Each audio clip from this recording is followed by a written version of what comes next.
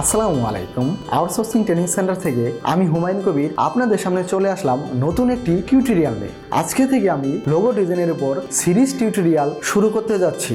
আজকে আমি কথা বলবো লোগো ডিজাইন কি, লোগোতে কি এলিমেন্ট ব্যবহার হয় এবং লোগো ডিজাইনের ডিমান্ড কেমন, অর্থাৎ আপনি লোগো ডিজাইনের কাজ শিখে কিভাবে আয় করতে পারবেন। তাহলে চলুন আমরা শুরু করি।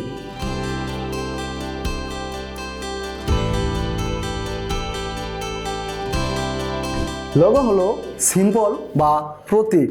লোগো টেক্সট এবং আইকনের কম্বিনেশন। লোগো হলো একটি ব্র্যান্ডের আইডেন্টিটি।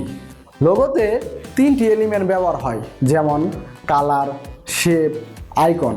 কখনো লোগোতে তিনটি এলিমেন্ট ব্যবহার হবে, কখনো দুইটি এলিমেন্ট ব্যবহার হবে, যেমন টেক্সট, কালার অথবা কালার, শেপ। এবার আমি কথা বলবো লোগো ডিজাইনের ডিমান্ড কেমন। আপনি যদি লোগো ডিজাইনের কাজ ভালোভাবে শিখতে পারেন তাহলে আপনি অনলাইন মার্কেট প্লেসে ফ্রিল্যান্সিং করতে পারবেন। বর্তমানে একজন প্রফেশনাল লোগো ডিজাইনারের অনেক ডিমান্ড রয়েছে।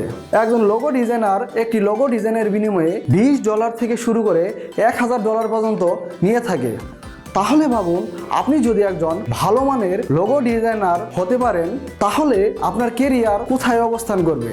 শুধুমাত্র অনলাইনে এর চাহিদা তা কিন্তু নয়, বর্তমানে অফলাইনেও এর ব্যাপক চাহিদা রয়েছে। আজকের ভিডিওটি এই পর্যন্তই। এর পরবর্তী ভিডিওতে আমি কথা বলবো লোগো ডিজাইন কত প্রকার ও কি কি।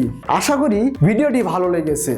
আপনি যদি লোগো ডিজাইনের উপর নতুন আরও ভিডিও পেতে চান তাহলে কমেন্টে জানান।